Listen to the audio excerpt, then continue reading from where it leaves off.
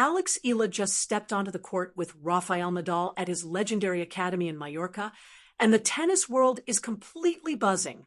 WTA rivals can't stop talking about the rare access, the mentorship she's soaking up from a 22-time Grand Slam champion.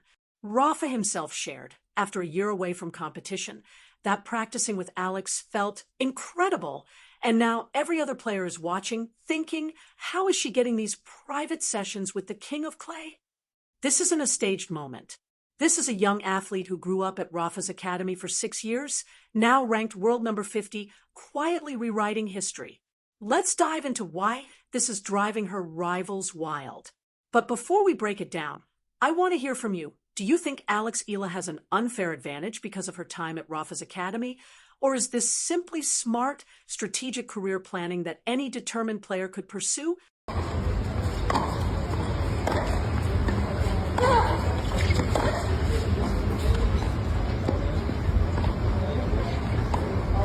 All right, picture this. Alex Eala is out on the court, training with retired tennis legend Rafael Nadal. Let that sink in for a moment. 1 year after Rafa set down his racket and walked away from the sport that crowned him a 22-time Grand Slam champion, he's back in Mallorca, grinding forehands with a 20-year-old Filipina lefty who is poised to completely redefine Philippine tennis. This isn't some stage photo op or a feel-good Instagram moment. This is real. This is the girl who literally grew up inside his academy, who soaked up every ounce of Nadal's mentality, who now stands at world number 50 and makes history every time she steps on court, quietly but unmistakably leaving her mark on the game. Filipino tennis ace Alex Eala had another special moment at the Rafa Nadal Academy, this time with the legend himself, Rafael Nadal. In an Instagram post, Nadal shared his experience of spending time with young and talented players at his academy, including Eala. He praised their dedication both on the court and in their studies, encouraging them as they take on new challenges in their career. And then Rafa posts, after a year, it felt incredible to be back on a tennis court. It was amazing to practice with you, Alexa. In that moment, you realize this isn't just about tennis anymore. This is about legacy, about passing the torch, about a girl from Quezon City who risked everything on a dream and is now living proof that relentless grind pays off. But let's pause and rewind, because how she got here. Alex's story is nothing short of extraordinary, a journey that's as wild as it is inspiring. Time I met Rafa, I was on the way to his academy. Oh my gosh, I was on the way to his academy because I was gonna try it out before we committed. I was just gonna try it out for a week, and then we ran into him in the airport, in the Madrid airport, and it's kind of embarrassing to say, we kind of ran after him. Like, not ran after, but we were fanning, fangirling, and then we told him, oh, we're going to your academy. Alexandra Alexa was born May 23rd, 2005, in Quezon City, Philippines. And by the time she was 13 or 14, she had already made a choice most kids can't even imagine. She packed her bags, said goodbye to her family, and moved halfway across the world to Spain, enrolling in the Rafa Nadal Academy in Mallorca. This wasn't a quick summer stint. She spent 6 years of her life there, balancing grueling daily training that honed raw talent into professional-level skill with classes at the Rafa Nadal School. By the time she graduated in 2023, the world had begun to notice. But when she first arrived, she was just another kid with a dream, trying to survive in a place where Rafa's relentless work ethic, strict discipline, and refusal to tolerate excuses were the very air you breathed, shaping every swing, every step, and every decision toward the kind of greatness only a few ever reach. I would think this is a place for someone to learn new things and someone to be exposed to professionalism in tennis, to learn how to be disciplined and to learn how to socialize as well.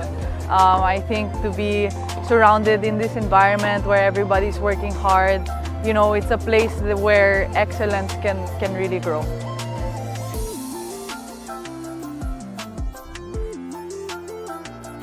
The academy wasn't just about hitting balls.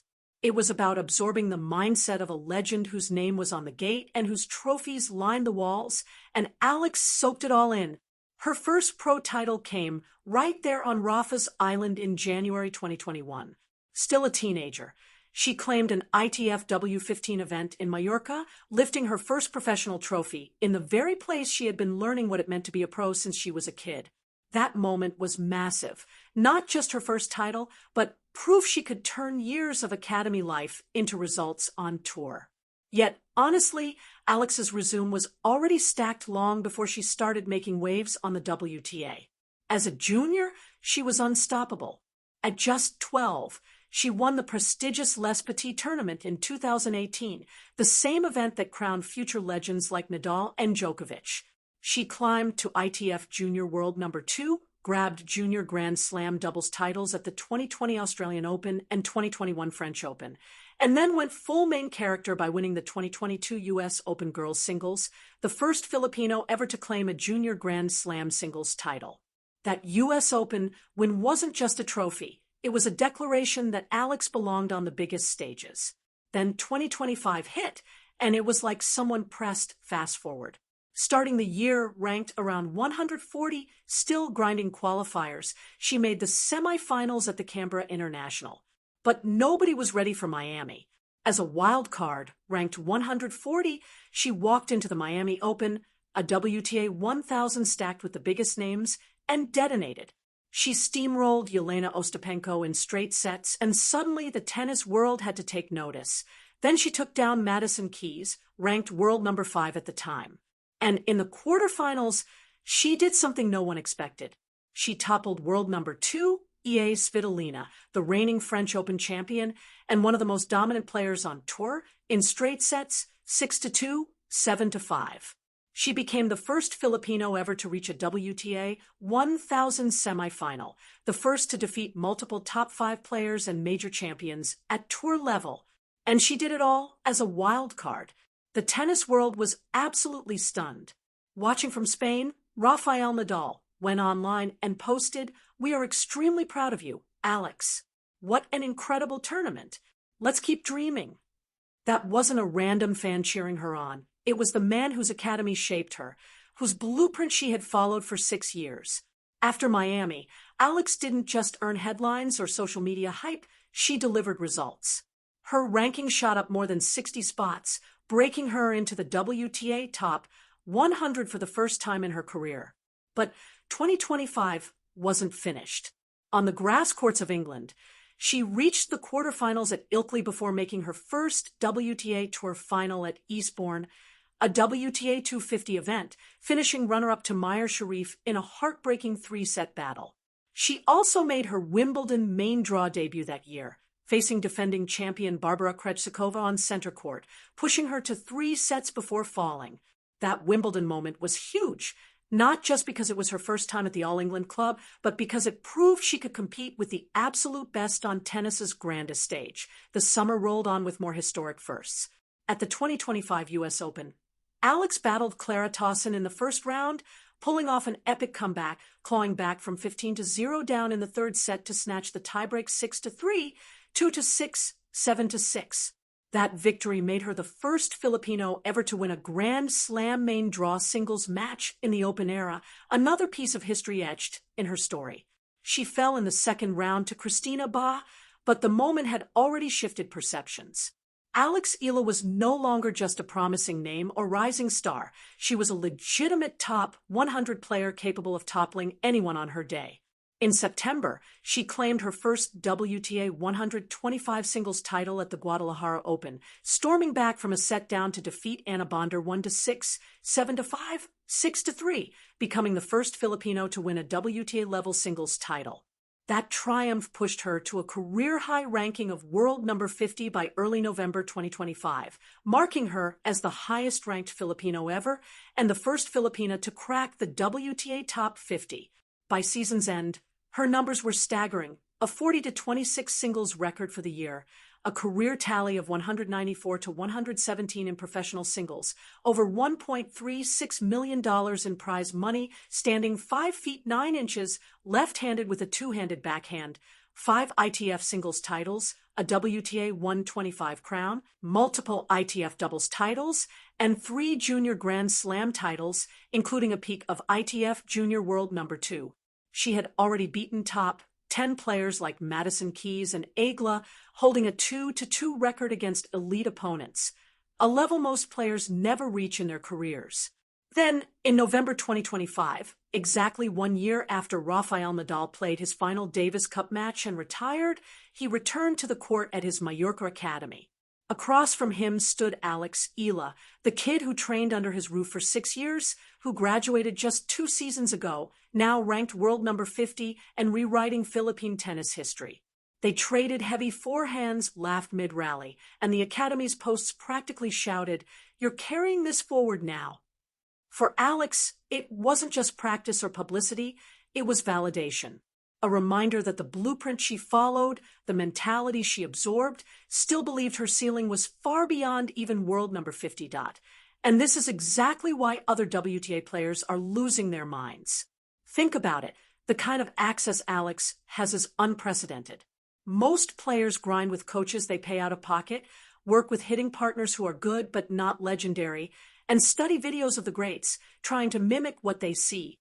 Alex didn't just watch. She lived Rafael Nadal's methodology for 6 years. She trained on his courts, learned from his coaches, absorbed his approach to competition, physical conditioning, and mental toughness. And even now, after retiring, Rafa is still there for her, getting on court, hitting with her, posting about her accomplishments, publicly supporting her journey. That is an advantage money cannot buy. You can't hire Nadal as a personal mentor.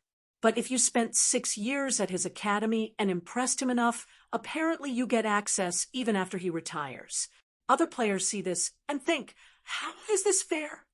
They grind alone, pay coaches, struggle for quality practice. Meanwhile, Alex is getting personal sessions with a 22-time Grand Slam champion, one of the greatest competitors in sports history.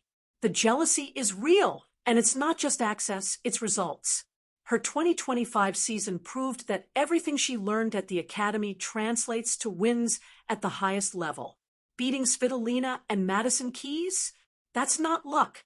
That's preparation meeting opportunity. Technical skill, mental fortitude, those came from Rafa's system. And the left-handed factor is huge. Nadal is the greatest lefty in tennis history. The angles, the spin, the lefty forehand dominance, all directly applicable to Alex's game. She's a lefty learning from the lefty GOAT. That's like a young quarterback training with Tom Brady or a basketball player working out with Michael Jordan. The strategic advantage is enormous. She understands how to weaponize her left-handedness because Rafa literally showed her how most righties struggle against lefties. Alex, she maximizes it. The mental side might be even more crucial. Nadal's mindset, refusal to quit, fight through pain, relentless competitiveness, she absorbed it for 6 years. Saw it daily, heard it in team meetings, lived it in the academy culture. That mental edge shows up in her matches now. Comeback against Towson at the US Open, 5 down in the 3rd set, she dug in. Miami wildcard run beating top players, confidence born from years in an environment that expects success. Other WTA players are talented, they work hard, but they didn't spend formative years training under a Grand Slam champion system. They didn't get daily exposure to that level. Now the results speak for themselves. So here it is. Alex Eala trained with Rafael Nadal at his academy, and her WTA rivals are fuming. 6 years under Rafa's blueprint, plus ongoing mentorship, is an advantage that shows in every result she posts. The question is, does this give her an unfair edge, or is this the payoff of smart, strategic choices? Hit like, subscribe, and comment. Do other players even have a right to complain about the access she's earned?